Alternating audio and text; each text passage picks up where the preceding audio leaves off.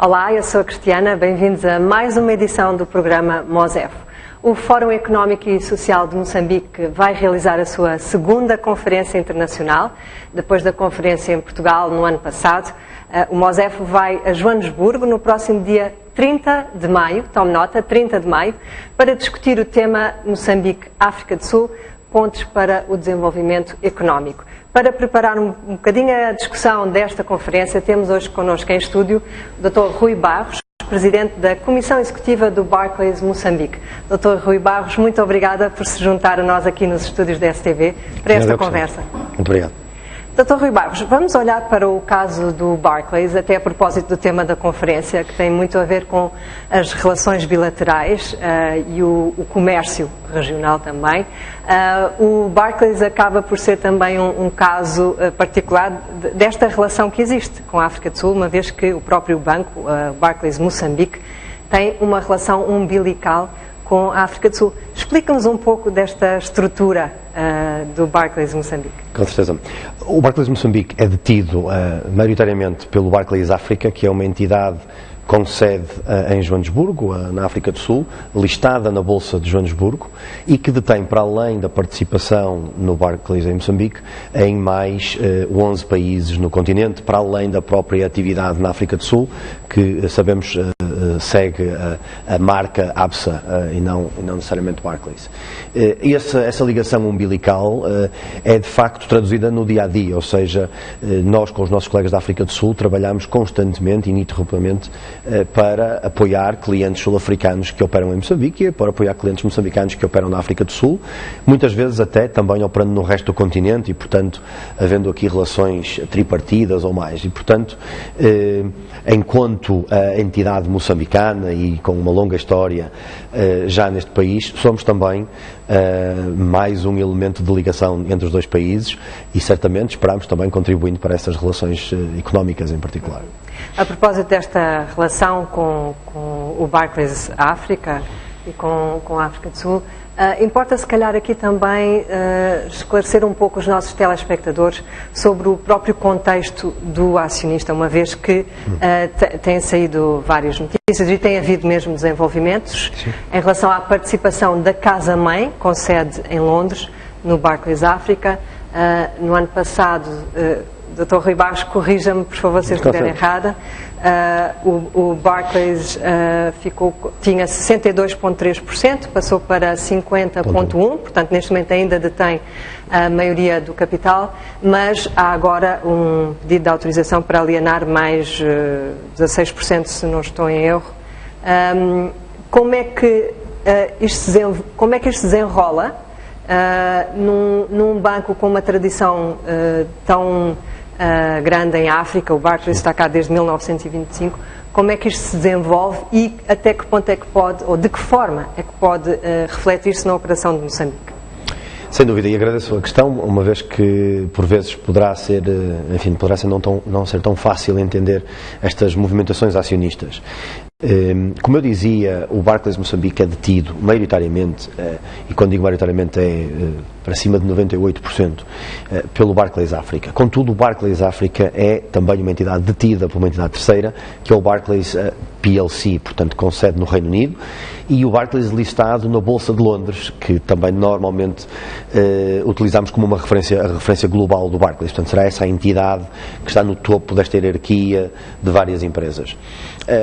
Como disse bem, até o ano passado, a detenção acionista por parte do Barclays em Inglaterra no Barclays África era de 62,3%. Nessa altura, e logo no início do ano, houve um anúncio explicando que, por questões regulamentares de exigências do regulador inglês relativamente ao capital que era exigido de ter em Inglaterra por via da atividade desenvolvida no continente africano pelo Barclays África, foi decidido então reduzir essa participação para que a percentagem acionista passasse a ser tal que o regulador inglês não tivesse o mesmo tipo de exigência em termos de posicionamento de capital. E nessa medida a decisão foi tomada, mas de uma forma bastante planeada e estruturada.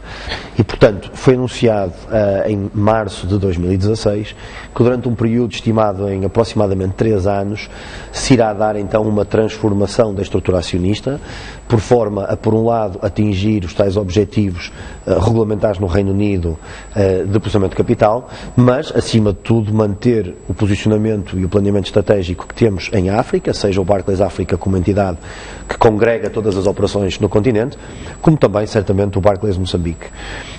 Neste momento, a redução de capital passou então de 62,3% para 50,1%, sendo que o pedido original foi no sentido de reduzir para uma opção minoritária, pois só assim então haverá a tal libertação de capital ao nível da Casa-Mãe. Aguarda-se ainda a conclusão desse processo e as aprovações necessárias, contudo, temos estado a trabalhar no sentido de garantir uma transição bastante, enfim, sem grande impacto ou sem impacto significativo, seja para os clientes, seja para os colaboradores. Já, Dr. Rui Bastos, desculpe interromper, já voltamos a essa questão do impacto em relação à operação de Moçambique, mas para explicar, ou para compreender um pouco melhor o que é que está por trás deste desígnio, vai lá, do atual CEO do Barclays PLC, parece haver aqui algum desinteresse, ou se calhar não será a palavra mais correta, algum pessimismo em relação à África. Eu tenho aqui um artigo, uma análise da BBC, que diz que quando um grande banco britânico larga o seu legado e a sua longa história de operação em África, não é um bom sinal. Como é que responderia a este artigo? Com o devido respeito, não me parece que seja a leitura que deve ser feita desta situação. Antes de mais porque o Barclays PLC não vai sair da África, vai manter em África com uma posição acionista de referência, muito provavelmente na mesma o maior acionista do banco, do grupo em África, mas não maioritária pelas razões que enunciei antes. Portanto, desde logo, somos ainda o único banco global com uma presença vincada dessa forma no continente africano e, portanto, sabemos que os outros bancos globais, de facto, foram ao longo do tempo ou testando e não ficando, ou aqueles que tiveram uma permanência maior foram saindo quase de uma forma total, trabalhando hoje muito mais em offshore, não é? Portanto, sem ter uma atividade estabelecida nos países.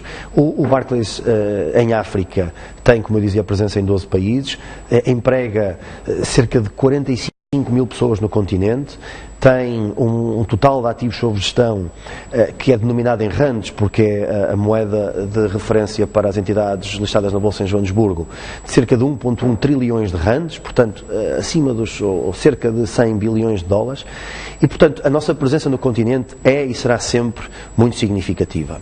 A leitura que é preciso ser feita é também uma leitura de emancipação do continente, uma leitura em que, ou um enquadramento em que, efetivamente, o Barclays África, enquanto entidade que foi, entretanto, criada para gerir o negócio financeiro em África, tem autonomia suficiente e tem-no mostrado, inclusive, porque não tem sido necessária qualquer tipo de injeção de capital ou de apoio de liquidez ao negócio desde que a entidade foi criada, é completamente autónoma e, portanto, hoje o continente também está a dar mostras de que é capaz de ter uma entidade desta dimensão sem um acionista maioritário de referência global. Felizmente, esse acionista vê o valor e o potencial da África e, portanto, decidiu manter-se na estrutura acionista, mas a uma dimensão ajustada por via daquilo que são as exigências que hoje vivemos como resultado da crise financeira de 2008 e que, principalmente, o Reino Unido e os Estados Unidos e a Europa em geral acabaram por ter que reajustar a sua forma de estar e daí estas consequências. Portanto, resumindo, não é previsível que isso tenha um impacto direto negativo sobre a operação em Moçambique? Não é, mas contudo gostava de notar que talvez tenha um impacto positivo, pela razão de que, efetivamente, cada vez mais queremos ser e temos que ser um banco africano, também virado para aquilo que a África precisa. E sabemos que há diferenças entre o que a Europa faz hoje e, obviamente, algumas das prioridades do nosso acionista, em última instância, no Reino Unido, versus aquilo que são as necessidades do nosso continente que são as necessidades do Barclays África, do Barclays Moçambique ou de outros países onde estamos inseridos. Portanto, vemos com grande otimismo esta oportunidade, sabendo que continuamos a ter um dos principais bancos do mundo a apoiar-nos e a abrir-nos as janelas para algumas das coisas que se passam lá fora e que nos ajudam também a desenvolver o mercado interno, mas acima de tudo temos também então essa autonomia, esse espaço para nos desenvolvermos. O Dr. Rui Barros utilizou a expressão de otimismo e há alguns sinais, inclusive, positivos de otimismo em relação ao Barclays. Barclays Moçambique ou Barclays África, poderá esclarecer-me, mas um desses sinais é que, aparentemente, e também de acordo com as agências internacionais de notícias, a Bloomberg neste caso, o Barclays é um dos bancos melhor posicionados para a compra do MOSA. Isso trata-se de especulação. É um sinal de otimismo. Sem dúvida, quer dizer, se alguém acha que nós temos capacidade e deveríamos ter um posicionamento ainda mais evidente neste mercado ou noutros, será sempre positivo para nós. Contudo, trata-se de mera especulação de mercado. Mas, Dr. Rui Barros, isso leva-nos ao tema de qual é que é a visão e qual é que é a estratégia do Barclays para Moçambique. Onde é que o Dr. Rui Barros gostaria de ver o Barclays em Moçambique daqui a 5 anos? Nós alteramos aspectos fundamentais da nossa estratégia há cerca de 3 anos atrás, em 2014.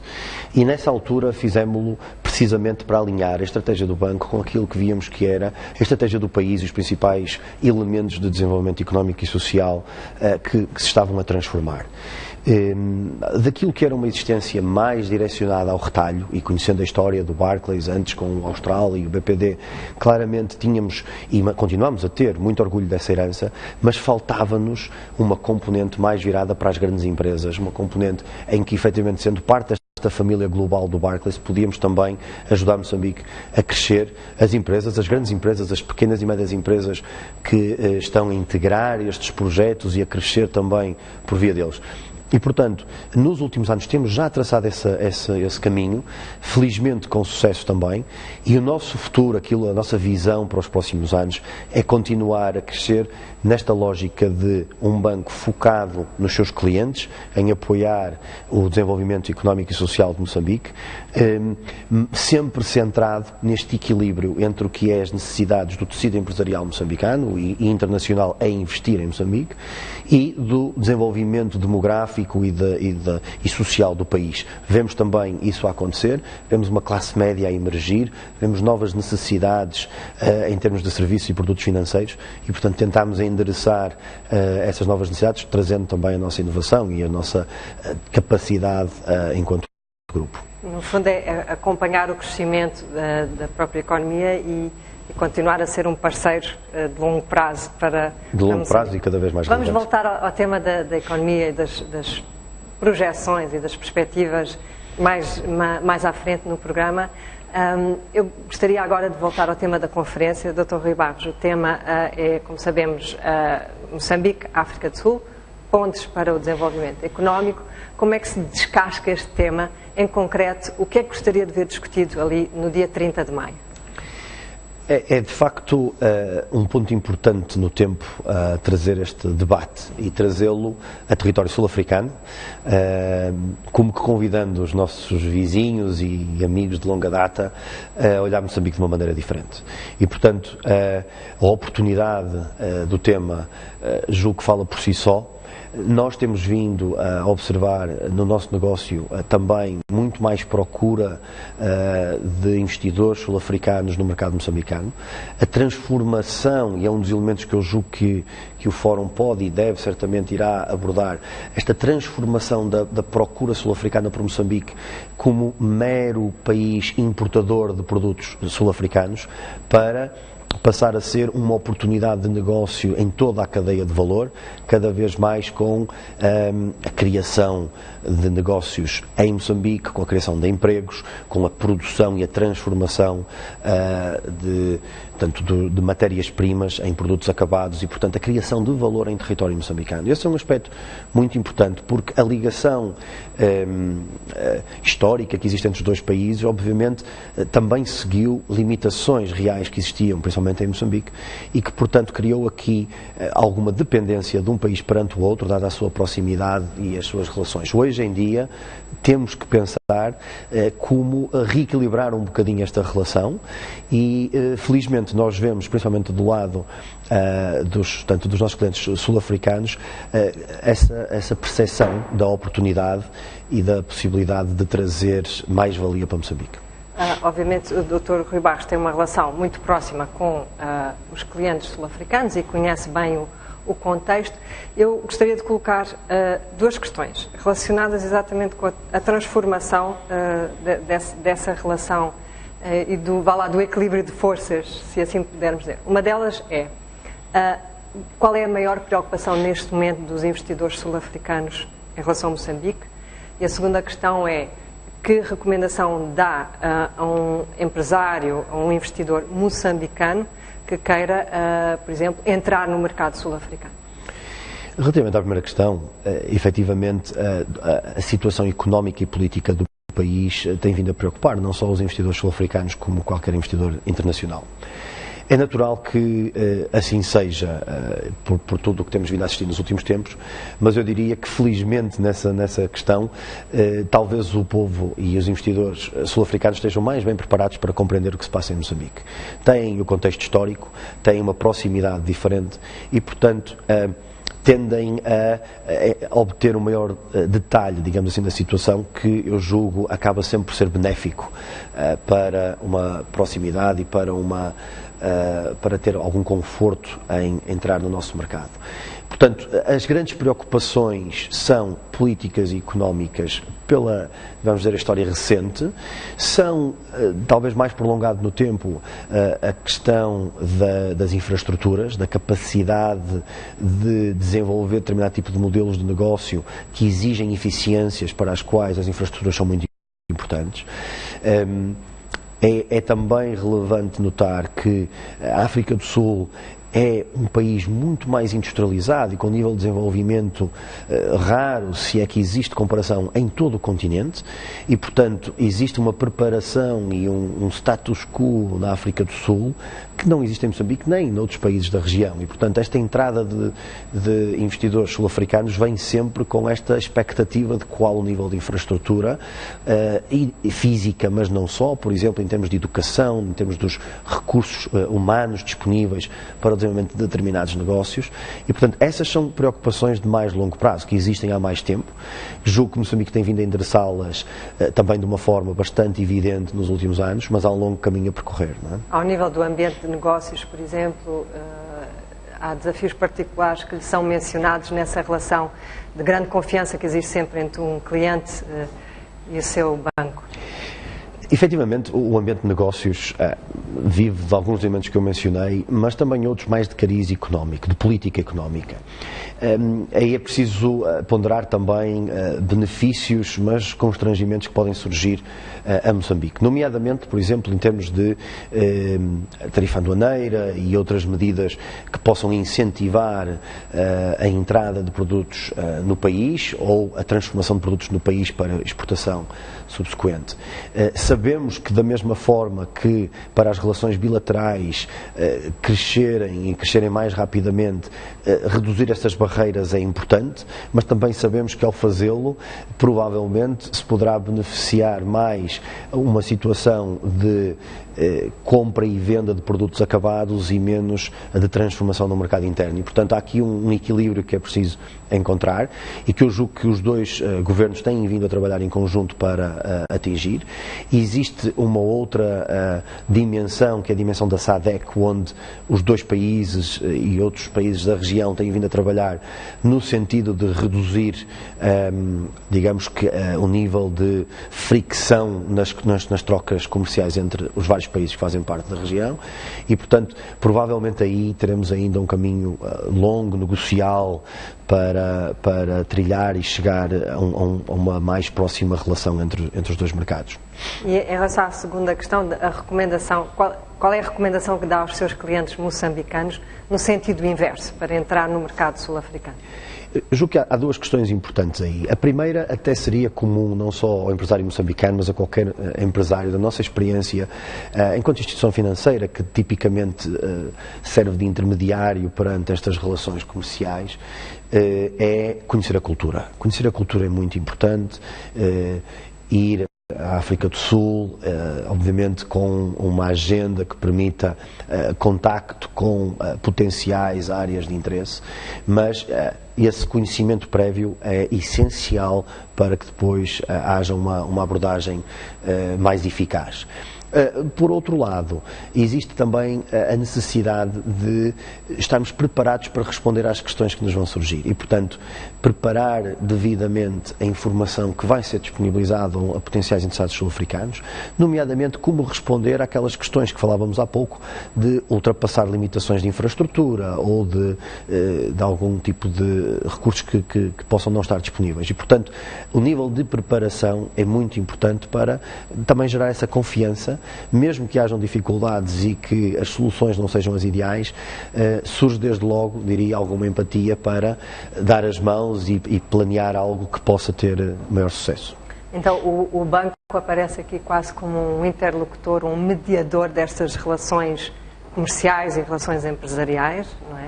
Felizmente temos tido esse papel, é um papel, diria, secundário, ou seja, não surge da nossa oferta de produtos e serviços, não tem sequer uma intenção, digamos, de negócio para nós, é acima de tudo potenciar a nossa existência e as nossas relações.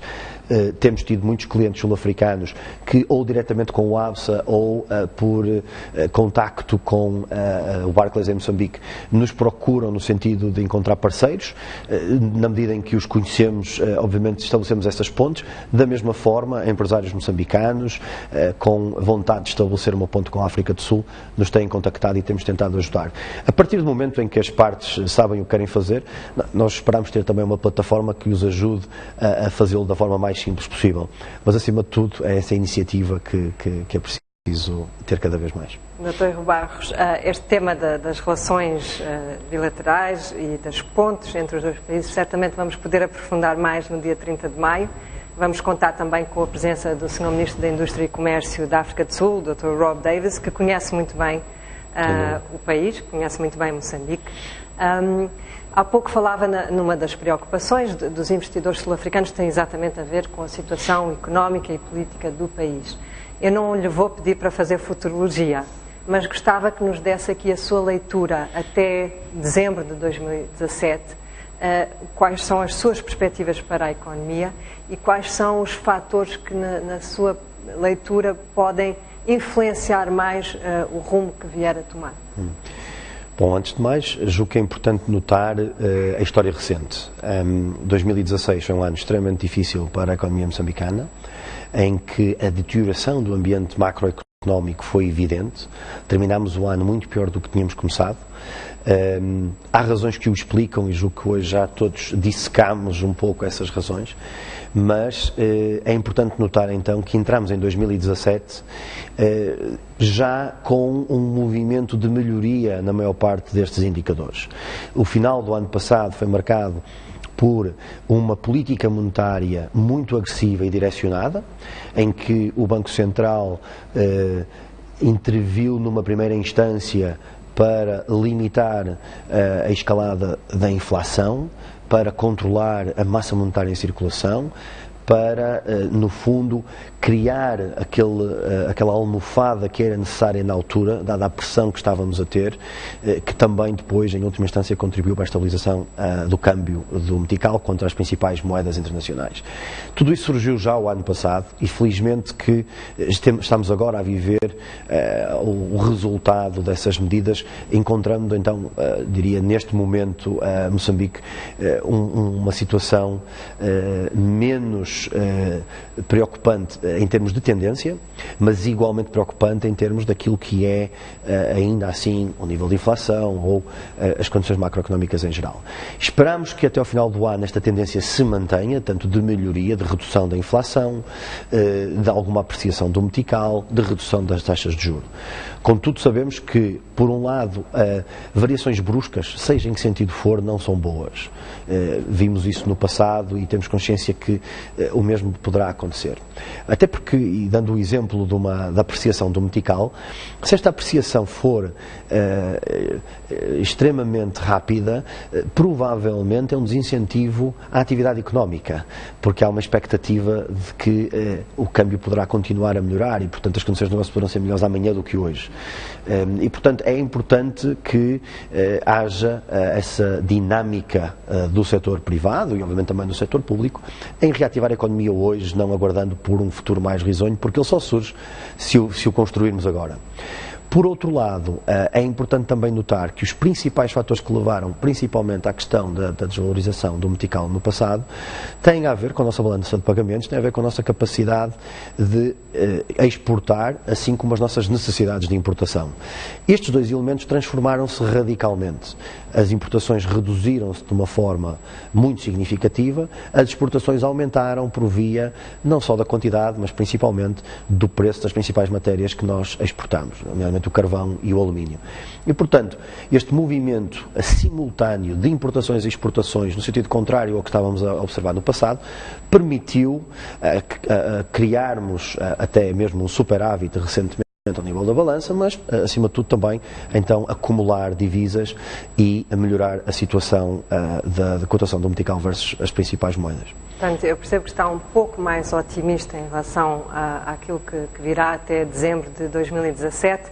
Dr. Rui Barros, estamos nos minutos finais, mas se puder identificar 2 ou 3 marcos ou acontecimentos do foro económico ou do foro político que lhe criam alguma expectativa ou antecipação por causa do seu impacto sobre a economia, quais é que seriam? Sem dúvida que existe uma expectativa muito grande relativamente ao entendimento dos mercados financeiros internacionais sobre o futuro da economia moçambicana. E essa leitura internacional, e temos ouvido nos últimos tempos as referências das agências de rating, etc., decorre particularmente de 2 elementos. Um relatório que sabemos que foi terminado há pouco tempo, está sob análise e que, portanto, será divulgado, esperamos, em determinada medida, nos próximos meses ou semanas, e com isso, certamente, aumentar a transparência e o conhecimento dos mercados internacionais relativamente àquilo que foi este último período económico e do Estado relativamente às dívidas que foram contraídas, mas, por outro lado, também a situação das emissões obrigacionistas e dos empréstimos que existem do Estado ou com garantias do Estado e, portanto, a situação em que os investidores estrangeiros estão relativamente à capacidade de pagamento dessas emissões em concreto. Portanto, esses 2 elementos são muito importantes porque poderão restabelecer a confiança do investimento direto estrangeiro. Existe um outro elemento, que é um elemento interno, aqui que são, nomeadamente, os projetos de desenvolvimento de gás na bacia do Rovuma e por outras partes do país, embora mais a longo prazo, e que, a partir do momento em que começarem a avançar, serão também uma demonstração da viabilidade desse projeto neste país. Quando houver uma decisão final de e que, portanto, mesmo que o impacto no curto prazo não seja tão grande, vão ser elementos determinantes do futuro deste país, no sentido em que nos dá uma garantia de que, assim haja necessidade mundial de absorção de gás, nós somos um player relevante e, portanto, poderemos desenvolver a nossa economia complementando isso, obviamente, com os outros setores económicos. Dr. Rui Barros, vamos estar juntos dia 30 de maio em Joanesburgo para a conferência. Muito obrigada por ter estado aqui no programa Mosef. Obrigado, Evan. E muito obrigada também a si, que nos acompanhou ao longo deste programa. Já sabe, se quiser participar na conferência Mosef em Joanesburgo, no próximo dia 30 de maio, envie-nos um e-mail para info@mosef.com ou consulte o nosso site através de www.mosef.com. Obrigada pela sua companhia. Continue sintonizado aqui na STV.